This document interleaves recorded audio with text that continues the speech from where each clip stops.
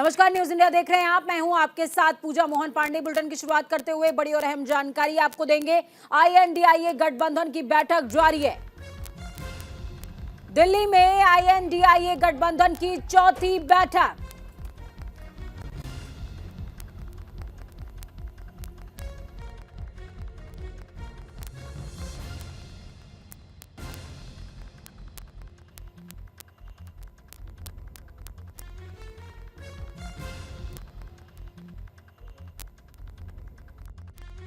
बैठक, तमाम दलों के नेता बैठक का हिस्सा हैं। बैठक में मौजूद हैं राहुल गांधी, नीतीश कुमार, केजरीवाल बैठक में शामिल, अखिलेश यादव, ममता बनर्जी भी शामिल हैं, सोनिया गांधी भी बैठक का हिस्सा हैं।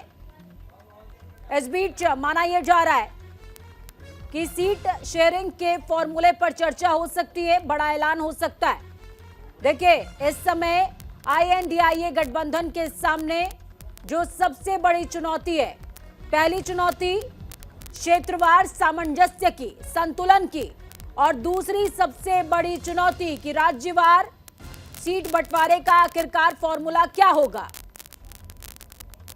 तीसरी सबसे बड़ी चुनौती जातिगत जनगणना के बाद आखिरकार अब विपक्ष के बाद यानी कि इस गठबंधन के पास ऐसा कौन सा प्रमुख एजेंडा है, मजबूत एजेंडा है जिस पर 24 का चुनाव लड़ा जा सके। अलायंस की बहुत एक महत्वपूर्ण बैठक है। कैसे अलायंस को आगे बढ़ाना है, कैसे सीट्स को शेयर करना है, इस पे चर्चा होगी। आम आदमी पार्टी और अरविंद केजरीवाल इंडिया अलायंस को सफल बनाने के लिए हर संभव प्रयास करेंगे, क्योंकि आज ये इंडिया अलायंस की लड़ाई सिर्फ एक चुनाव की लड़ाई नहीं है, ये देश के संविधान को बचाने की लड़ाई है। देश की जनता जो एक वैकल्पिक सरकार चाहती है, एक ऑल्टरनेटिव गवर्नमेंट चाहती है, एक विकल्प की तलाश में है, उस देश की जनता की उम्मीदों पर कैसे खरा उतरा जाए और कैसे इस देश को महंगाई से, बेरोजगारी से मुक्ति दिलाने के लिए एक मजबूत सरकार दी जाए, इस विषय पे विस्तार से चर्चा हुई। और कैसे इंडिया गठबंधन को और मजबूत करें, कैसे और एकजुटता के साथ हम साथ आएं, इस विषय पे काफी विस्तार से चर्चा हुई। अब दिसंबर तो आधा चला गया, आने वाले साल में चुनाव तो होने जा रहे हैं अप्रैल और मई में। तो अब समय आया है कि सारे लोगों ने मिलकर जो बातें आज तक शायद बाकी रही हैं, जैसे कि मैंने कहा कि कोऑर्डिनेटर होता है, एक समन्वयक होता है, निमंत्रक कहते हैं, जरूरी नहीं कि वही चेहरा कल जाके नेतृत्व करेगा। जैसे जॉर्ज साहब थे, शरद यादव जी थे, वैसे कोई तो एक कोऑर्डिनेटर चाहिए। वो एक बात होगी। और सारे लोग जो आए हैं तो उनकी भी बातें हम सुनेंगे और सारे मैं भी मेरी बात कहूँगा। फिर देखते। देखो, कोऑर्डिनेटर को भी एक चेहरा होना चाहिए, नहीं तो बिना चेहरे का कोऑर्डिनेटर कैसे बनेगा।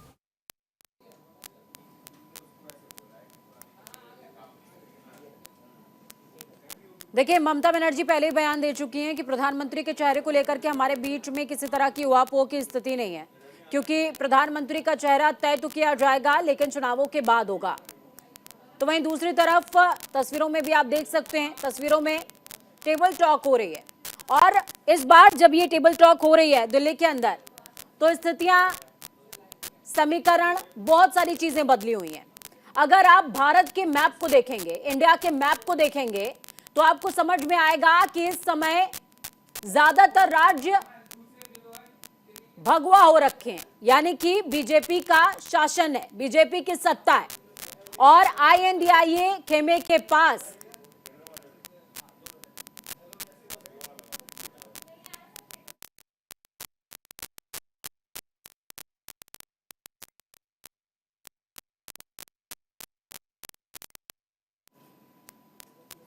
देखिए, अगर मौजूदा समय में आप इंडिया के मैप को देखेंगे तो आपको समझ में आएगा कि यूपीए के व्यापक विस्तार यानी कि आईएनडीआईए के पास मात्र 13 राज्य हैं इस समय।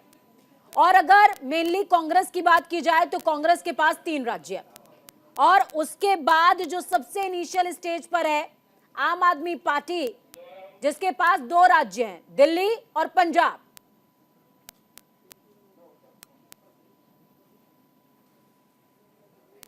ग्राफिक्स के जरिए आपको बता रहे हैं विपक्षी गठबंधन की पहली बैठक पटना में हुई थी। जी हां, बिहार में आधारशिला आगाज हुआ। बैठक की अगुवाई सीएम नीतीश कुमार ने की थी पटना में।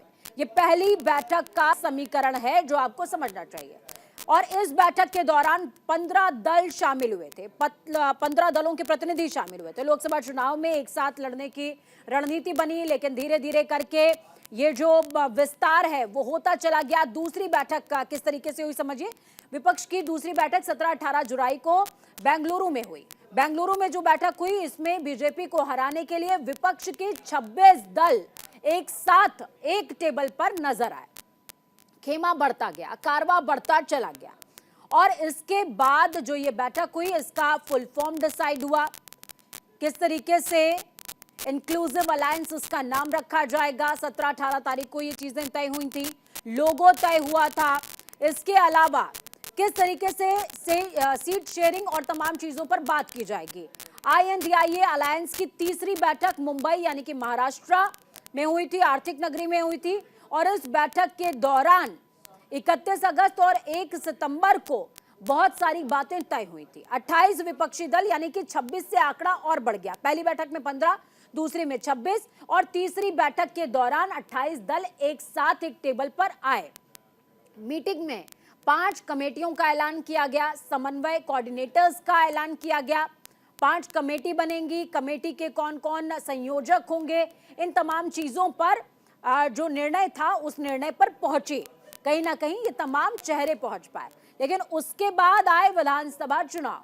विधानसभा चुनावों के बाद समीकरण, सत्ता, शक्ति, संतुलन बहुत कुछ बदल चुका है। और इस बदलाव के बाद एक बार फिर से राजधानी दिल्ली में अब INDIA खेमे के तमाम जो विपक्षी हैं या यूं कहें कि दल हैं वो बैठे हुए हैं। एक टेबल पर 28 से ज्यादा दल एक साथ मौजूद हैं। बैठक का एजेंडा क्या हो सकता है? सबसे बड़ा एजेंडा जिसको तय करना है 24 के लिहाज से सीट शेयरिंग यानी कि राज्यवार सीट का बंटवारा कैसे हो। हर राज्य में लोकसभा की कुछ सीटों की मियाद है, उन मियादों में कैसे सीट शेयरिंग की जाए यानी कि सीटों का बंटवारा किया जाए, ये तय होना है। इसके अलावा इस गठबंधन को लीड कौन करेगा, चेहरा कौन होगा जिसको पुरोधा माना जाए, जिसके पीछे चल दें यानी कि कारवां चलने लग जाए, ये तय होना है। 24 के लिए कॉमन एजेंडे की तैयारी। देखिए, पहले गठबंधन कोशिश कर रहा था कि जातिगत जनगणना का जो समीकरण है उसको हम लेकर के आगे बढ़ेंगे। यही वजह थी कि राहुल गांधी हो, नीतीश कुमार हो, बिहार में जातिगत जनगणना कराई गई। उसके बाद से ही जातिगत जनगणना को एजेंडा बनाते हुए सभी ने राग अलापना शुरू किया। लेकिन बीजेपी ने 3 राज्यों में विजय हासिल करने के बाद सेट फर्मे को तोड़ते हुए जिस तरीके का समीकरण स्थापित किया, ये समीकरण बहुत कुछ विपक्षियों की रणनीति पर बहुत भारी रहा। देश भर में संयुक्त रैलियों का प्लान किस तरीके से कंटिन्यू होगा, कैसे वो रैलियां होंगी, इस पर भी चर्चा होने वाली है। INDIA गठबंधन की चुनौती क्या है समझिए। ममता और अधीर के बीच में जंग कैसे शांत हो, लेफ्ट और TMC की अदावत बंगाल में कैसे सुधरेगी, इस पर भी बातचीत करनी है कि कैसे आखिरकार एकला चलो की जो राजनीति है उसको छोड़ करके साथ में चला जा सके। केरल में कांग्रेस और लेफ्ट में कैसे समाधान निकल पाएगा, क्योंकि ये जो दल एक टेबल पे बैठे हुए हैं ये अलग अलग राज्यों में भी एक दूसरे के विपक्षी हैं। अब कैसे आम चुनावों के लिए एक समीकरण, एक शक्ति, एक एजेंडे के साथ आगे बढ़ें। आम आदमी पार्टी और कांग्रेस, देखिए अगर कांग्रेस और आम आदमी पार्टी, जैसा कि मैंने पहले बताया, जब आप भारत के नक्शे को देखेंगे तो आपको समझ में आएगा कि कांग्रेस के पास इस समय मौजूदा समय में 3 राज्य हैं, जबकि आम आदमी पार्टी के पास 2 राज्य हैं और टोटल INDIA गठबंधन के पास हैं 13 राज्य। इस लिहाज से कांग्रेस और आम आदमी पार्टी सीधे तौर पर पहले और दूसरे नंबर की पार्टी बन जाते हैं। अब इन दोनों के बीच में ईगो क्लैश जिस तरीके का है उसको कैसे शांत किया जाए, ये भी अपने आप में बड़ा टास्क है। नेता साथ आए लेकिन कार्यकर्ताओं का कैसे तालमेल होगा। ठीक है, बहुत आसान है कि मैं खबर पढ़ रही हूं, आप खबर सुन रहे हैं, लेकिन इन खबरों का इंपैक्ट हो यानी कि ग्राउंड पर हलचल हो, ये कौन तय करेगा? ये आप तय करेंगे। नेता, मास लीडर्स तय करते हैं। ठीक इसी तरीके से लीडर्स तो INDIA गठबंधन के एक टेबल पर बैठ गए हैं, एजेंडे पर वो बात भी कर लेंगे, लेकिन उनके कार्यकर्ता जो असमान विचारधारा रखते हैं, यानी कि जो उनका वैचारिक मतभेद है, उसको कैसे वो साध पाएंगे?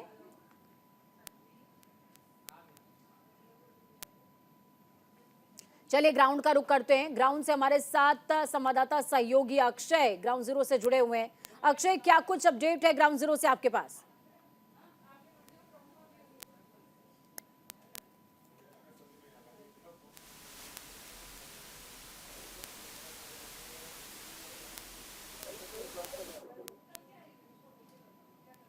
अक्षय, आपकी आवाज हम तक नहीं पहुंच पा रही है। एक बार फिर से कोशिश होगी कि आपसे कम्युनिकेट किया जा सके। INDIA गठबंधन को लेकर के चुनौतियों का है अंबार, लेकिन कैसे पाएंगे ये प्रतिद्वंदी पार, ये देखने वाली बात होगी। 24 की डगर के लिए विपक्षियों में गदर है, और ये गदर कैसे एक ट्रेलर के बाद एक पिक्चर में तब्दील होता है, इस पर पूरे देश की निगाहें बनी हुई हैं। देखिए, लालू यादव ने कमान संभाली है कि राज्यवार जो सीटों के बंटवारे का गणित है उसको सुलझा लिया जाएगा, लेकिन ये जो कमान संभाली है, ये शब्दों से संभाली है, शब्दों में संभाली है, या वाकई सीट शेयरिंग का जो एक फॉर्मूला है, सेट फॉर्मूला, उसका कुछ ना कुछ गणित निकलने वाला है?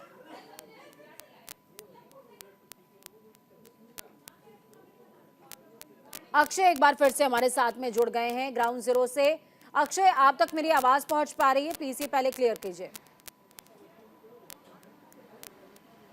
जी जी पहुंच रही है आवाज। बिल्कुल। अक्षय, देखिए, INDIA गठबंधन की चौथी बार मीटिंग चल रही है। ये मीटिंग बेहद दिलचस्प इसलिए क्योंकि 5 राज्यों के चुनावों, या यूं कहें कि सेमीफाइनल के बाद सरकार एक बार फिर से अपना जौहर दिखा चुकी है। बीजेपी NDA अपना जौहर दिखा चुकी है। अब विपक्षी खेमे के पास मंथन करने के लिए बहुत कुछ है, सामंजस्य बिठाने के लिए बहुत से मुद्दे हैं। कैसे होगा ये सब? सबसे पहला आपने जो सवाल बिल्कुल वाजिब पूछा है, सामंजस्य की सबसे ज़्यादा ज़रूरत इंडिया अलायंस को है। अगर सामंजस्य नहीं बैठता है तो ये इंडिया अलायंस कभी भी टूट सकता है, क्योंकि अगर सामंजस्य नहीं बैठेगा तो आगे लोकसभा चुनाव है। लोकसभा चुनाव में ये कैसे अपने आप को प्रोजेक्ट करेंगे? संयोजक का अभी तक कोई मतलब अता पता नहीं है कि संयोजक कौन है, ना ही उनके नाम आ रही है। लेकिन हाँ, अभी जो बैठक से अपडेट आ रही है कि JDU की तरफ से नीतीश कुमार को लेकर के संयोजक बनाने पर दबाव बनाया जा रहा है कि नीतीश कुमार को संयोजक बना दिया जाए। अब देखने वाली बात ये होगी कि नीतीश कुमार को संयोजक बनाया जाता है या नहीं बनाया जाता है। पूजा। बिल्कुल। देखिए, अक्षय हमारे साथ लगातार जुड़े हुए हैं, जो साफ तौर पर बता रहे हैं कि INDIA गठबंधन के सामने इस समय जो सबसे बड़ी चुनौती है वो चुनौती संयोजक को लेकर के। देखिए, एजेंडे की बात मैं करूंगी अक्षय। जातिगत जनगणना को लेकर बिहार में जब जनगणना करवाई गई बिहार सरकार की तरफ से, तो अलग अलग राज्य, जो कि 13 राज्य हैं, 13 राज्यों से अलग अलग तरीके की आवाजें उठने लगी कि ठीक है, हम भी अपने राज्य में अगर हम जीतते हैं तो जातिगत जनगणना कराएंगे। छत्तीसगढ़ में भी यही हुआ, राजस्थान में भी प्रियंका गांधी ये बोल करके आई थी, लेकिन जनता ने नकार दिया। और बीजेपी ने कहीं ना कहीं विपक्ष का वो मुद्दा चुरा लिया है, धराशायी कर दिया है। कहीं ना कहीं अपने CM जिस तरीके से उन्होंने बनाए, तमाम सेट फॉर्मेट को तोड़ते हुए, वो अपने आप में काबिले तारीफ था। तो क्या ये भी माना जाए कि अब एक नए एजेंडे की भी तलाश करनी पड़ेगी गठबंधन को? बिल्कुल बिल्कुल पूजा, नए एजेंडे की ही तलाश करने के लिए ये बैठक हो रही है। इस बैठक में यही चर्चा हो रही है कि जातीय जनगणना, जो कि पूरे 5 विधानसभा राज्यों में इन लोगों ने फोकस उस पर ही किया था कि जातीय जनगणना होगी, जैसे चुनाव जीतेंगे हम जातीय जनगणना करवाएंगे। लेकिन उस एजेंडे का कुछ सामने दिख नहीं पाया, कुछ धरातल पर उतर नहीं पाया। आप फील्ड पे देखें तो आप जीरो देख रहे हैं कांग्रेस को, ठीक है ना। अभी जो बात चल रही है सिर्फ इस पर बात चल रही है इस बैठक में कि किस तरीके से नेता किसको चुना जाए, आगे जातीय समीकरण पर क्या चर्चा होगी। कल जो भारत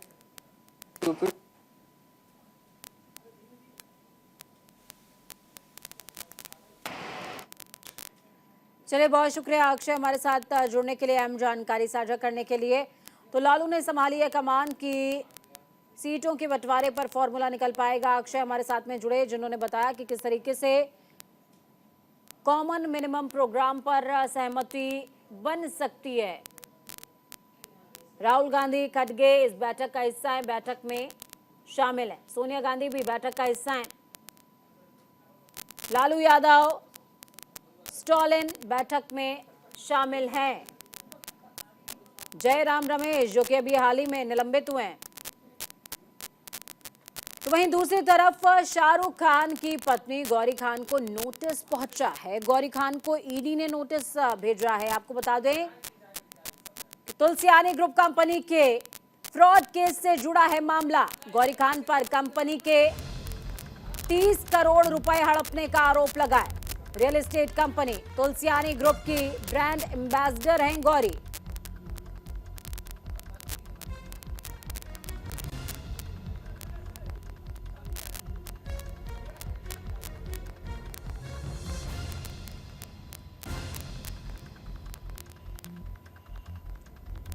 तो इस वक्त की बेहद बड़ी अपडेट आपको दे रहे हैं। गौरी खान को ईडी ने नोटिस भेजा है।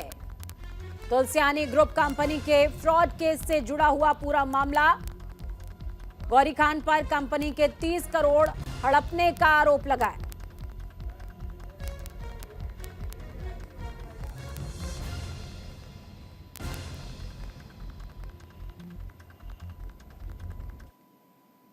अखिल भारतीय कांग्रेस कमेटी ने 2024 के आम चुनावों के लिए 5 सदस्यीय राष्ट्रीय गठबंधन समिति का गठन किया है। इस समिति में मुकुल वासनिक, वरिष्ठ नेता अशोक गहलोत, भूपेश बघेल, सलमान खुर्शीद और मोहन प्रकाश को शामिल किया गया है। मुकुल वासनिक को समिति का संयोजक बनाया गया है। आपको बताते चले कि राष्ट्रीय गठबंधन समिति में अशोक गहलोत और भूपेश बघेल को ऐसे समय में शामिल किया गया जब हाल ही में हुए विधानसभा चुनावों में कांग्रेस को राजस्थान और छत्तीसगढ़ में हार का मुंह देखना पड़ा है। कांग्रेस ने INDIA गठबंधन की बैठक से पहले गठबंधन समिति का गठन किया है।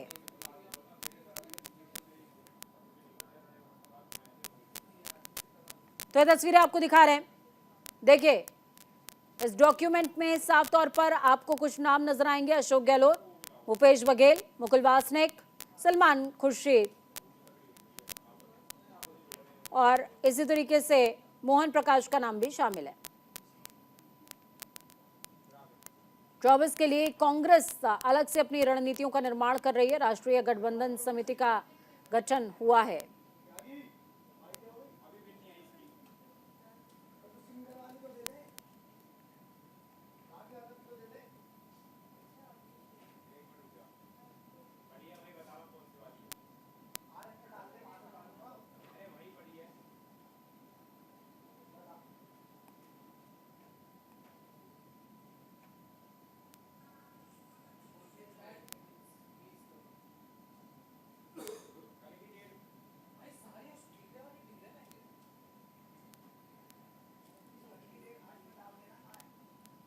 इस बुलेटिन में खबरों का सफर यहीं तक। बुलेटिन के उस पार ताजा अपडेट्स के लिए देखते रहे न्यूज़ इंडिया, क्योंकि हमें राष्ट्र की आवाज। नमस्कार।